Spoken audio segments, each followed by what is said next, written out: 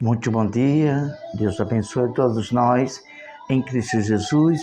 Estamos aqui nesta sexta-feira, dia 3 de julho de 2026, para dar continuidade às meditações de ordens espirituais, de discernimento espiritual. E vamos iniciar orando a Deus. Santo Deus e Pai, no nome de Jesus te suplicamos, pedindo a tua bênção, que o Senhor faça a tua vontade por meio do ensino da tua palavra através de nossa vida, para que outras vidas venham conhecer tua verdade e ser abençoado na obediência à tua palavra. Em nome de Jesus, amém. Hoje, com o assunto, iniciando com essa reflexão, essa pergunta reflexiva. Em qual fé está baseada a sua salvação? Pense bem, em qual fé está baseada a sua salvação? Nós temos ensinado a muitos, nossos vizinhos, parentes, colegas de trabalho e até a família da fé. Baseie sua salvação, sua fé nas Escrituras Sagradas, porque elas são os pensamentos e a vontade de Deus, como assim está escrito no Evangelho do Senhor Jesus Cristo, segundo escreveu o apóstolo João, capítulo 5, versículo 39. Examinai as Escrituras, porque cuidaste nela a vida eterna, e são elas que testificam de mim. Assim falou o Filho de Deus, o Senhor Jesus. E é isso. Nossa fé de salvação tem que estar em Deus, no sacrifício de Jesus, nas Escrituras Sagradas. Então, vamos falar de 4 pontos, 4 pontuações. Vamos ser bastante breve, não vamos nos prolongar muito nessa meditação de hoje. Primeira pontuação. Sim, e esquecendo de ler o texto bíblico base dessa meditação. 2 Timóteo, capítulo 1, versículo 12, o apóstolo Paulo fala: e por isso estou sofrendo estas coisas. Todavia não me envergonho, porque sei em quem tenho crido e estou certo do que ele é poderoso para guardar o meu depósito até aquele dia. A fé firme nas Escrituras faz isso. Você fica firme. Foi o que o apóstolo Paulo, passando para o principiante, o pastor, que o apóstolo Paulo o preparou, a Timóteo. E nós temos visto, e muitos, temos falado até para algumas pessoas, colegas, vizinhos, e até para minha esposa e outras pessoas. Por que, que quando vamos visitar alguém em algumas igrejas, nas férias, e até mesmo aqui no nosso cotidiano, vamos visitar alguém e saber como é que está a fé daquela pessoa, quando pensa que não, aquela pessoa não se encontra mais na igreja. Por quê, hein? Eu tenho acompanhado pessoas sinceras, igual a mim, que está alicerçada a sua fé nas Escrituras, que quando nós vamos visitar, está lá, servindo a Deus, na mesma congregação, firme. Por quê? Porque a firmeza da fé dela está nas Escrituras. Quando você vê pessoas que abandonaram a fé, apostataram da fé, passou 1 ano, 2 anos, 3 anos e depois saiu, porque esta pessoa não se alicerçou, não baseou a fé da sua salvação nas Escrituras. Está escrito isso, está escrito no Evangelho de Mateus, capítulo 7, os que alicerçam sua casa espiritual na areia, vem as dificuldades, vem tentações, provações e logo cai. Mas quem está alicerçado, aqui ó, quem é a rocha? A rocha, a pedra de esquina, o Senhor Jesus. Então quando você está alicerçado aqui na rocha, na palavra, aí vai se cumprir o que diz a palavra de Deus. Vem os ventos, vem as chuvas, tempestade, e você continua firme, porque sua firmeza, você sabe em quem creu e está baseado sua fé nas Escrituras. Vamos iniciar agora a meditação. A primeira pontuação.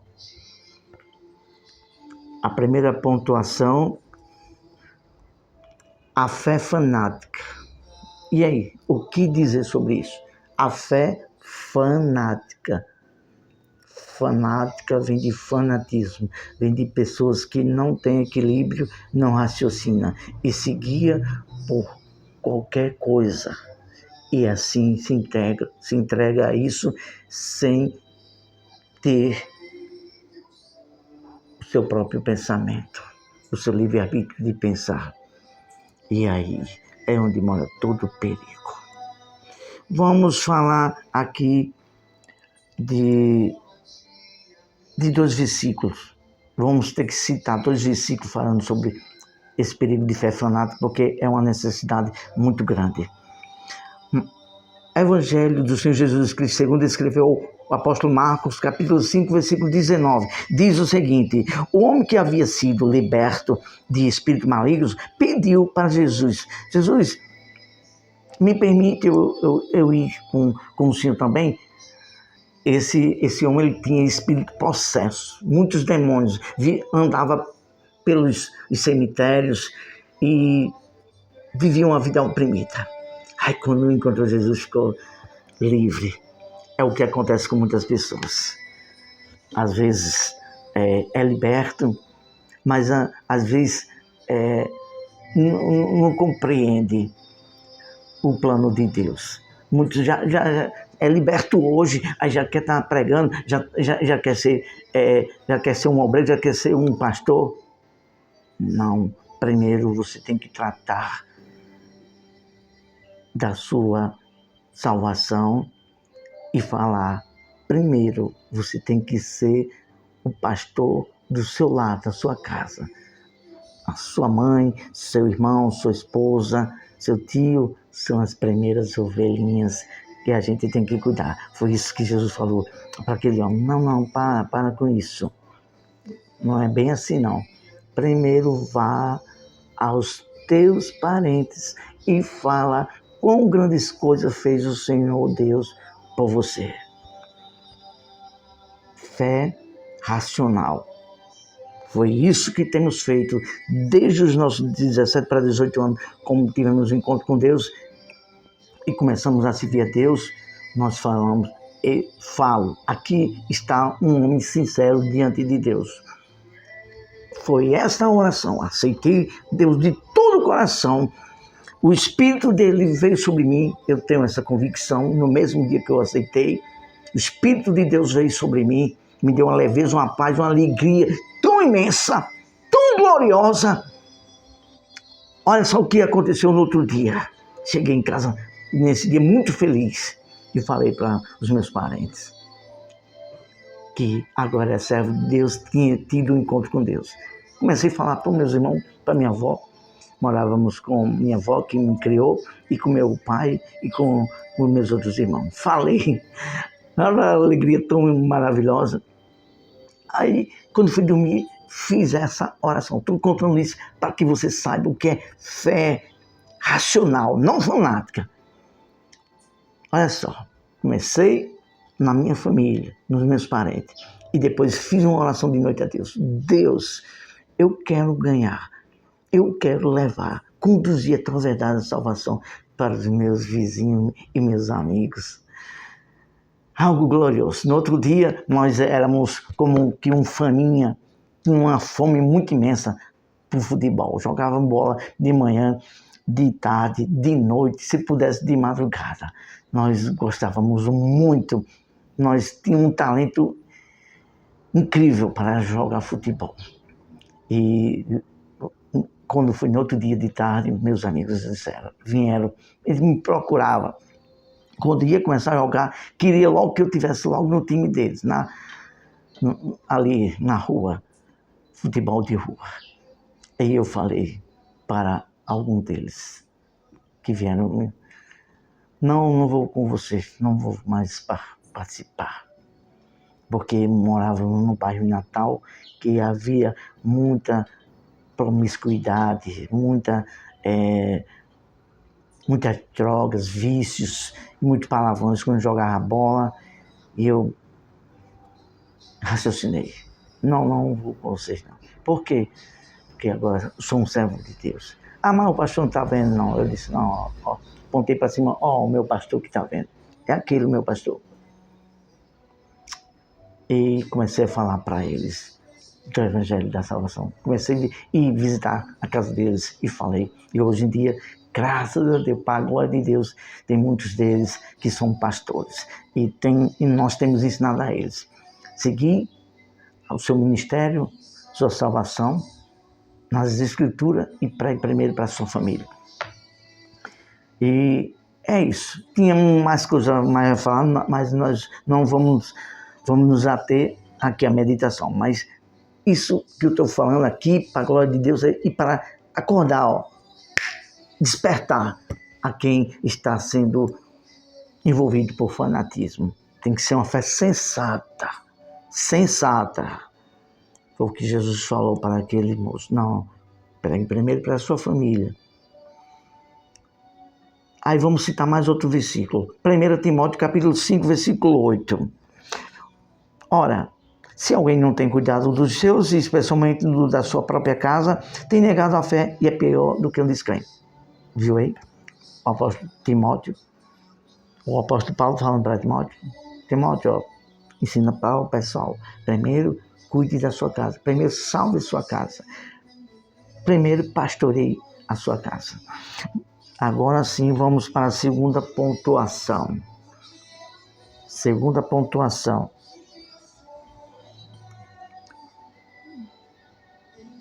A fé religiosa. E aí? A fé religiosa. A religião é o homem querendo, pelos seus próprios meios, seus próprios interesses e ensinos, se chegar a Deus. E a fé racional é a fé que se guia pelo sacrifício do Senhor Jesus e pelas Escrituras.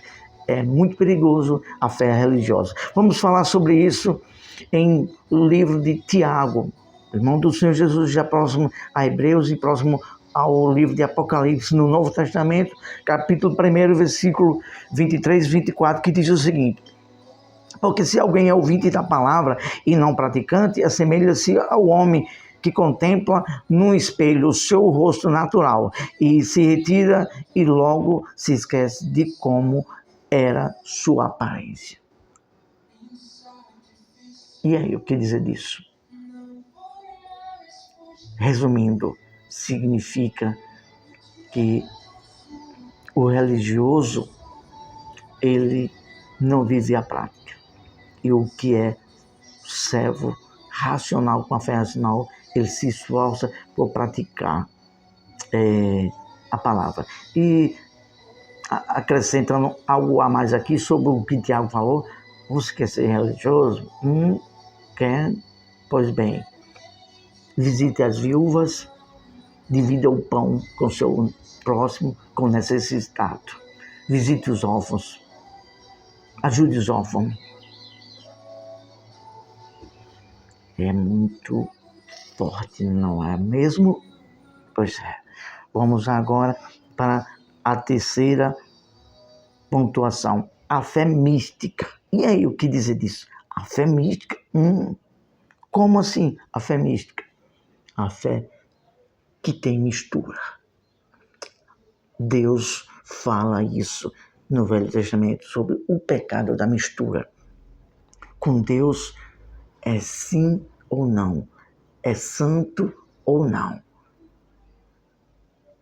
A vida é o seu tudo ou não.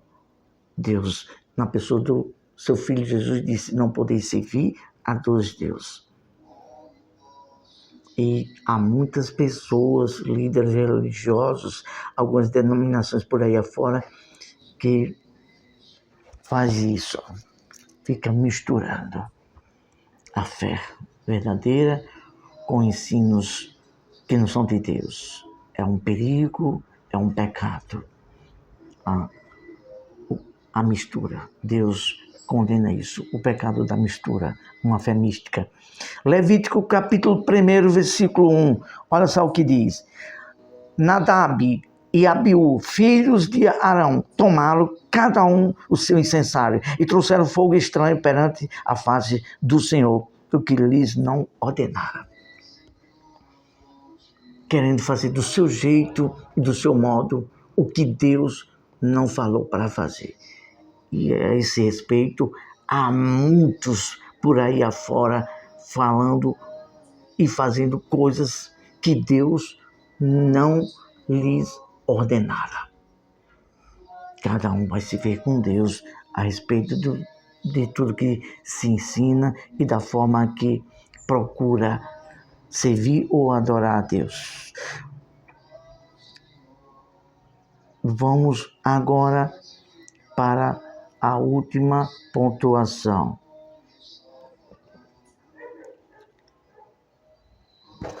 A fé coerente e santíssima.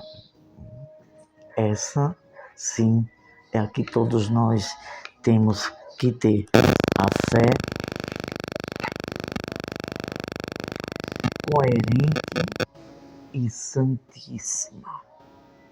Coerente se diz respeito a raciocínio, a algo firmado com o que a verdade de Deus diz. Santíssima significa ter respeito às coisas sagradas de Deus.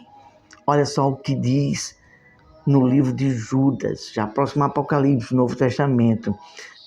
O livro de Judas só tem um capítulo, por isso que vamos falar versículo 20 e versículo 21. Vamos falar de uma forma resumida esses versículos. Vós, porém, amados, edificando-vos na vossa fé santíssima, orando no Espírito, guardai-vos no amor. Então, quem tem temor a Deus, vive uma fé na inteligência, no raciocínio das Escrituras, pratica o amor e tem temor a Deus. Vamos agradecer a Deus. Santo Deus e Pai, pela graça, misericórdia com que Tu tens tido conosco, com todos que são sinceros, é que nós, Senhor, temos falado Tua palavra para ajudar outros, para a Tua glória. Em nada temos, meu Deus, por mérito nosso, e nada fazemos por interesse próprio, mas com amor, para passar a outras pessoas as Tuas verdades, para que venham iluminar a todos, para ter o discernimento da Tua verdade, Senhor. Ó Deus, abençoe a todos, toca-lhes em seu espírito para abrir a mente, os olhos do entendimento, e que essa pessoa venha ver e entender Tua verdade e ter temor para contigo. É isso que te oramos e te agradecemos no nome de Jesus. Amém. Graças a Deus. Vamos ficando por aqui e neste sábado nós vamos dar continuidade a esses assuntos de ordem espirituais com o título, o tema, o ludibriar do diabo. Neste sábado, 4 de julho, neste canal, a palavra, a luz da verdade, para a glória de Deus e para cada um de nós ficar entendendo conhecendo um pouco mais sobre a palavra de Deus e sobre a verdade de Deus. Deus abençoe a todos, ótimo dia, até a próxima.